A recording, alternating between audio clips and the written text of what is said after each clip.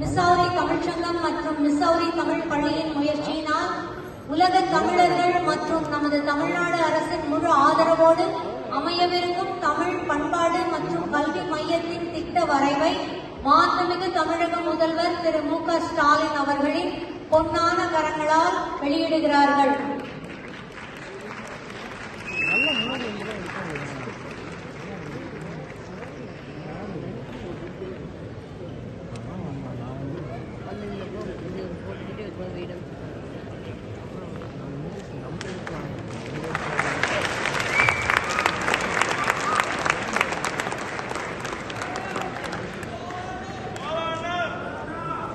என்னது என்ன சொல்றது?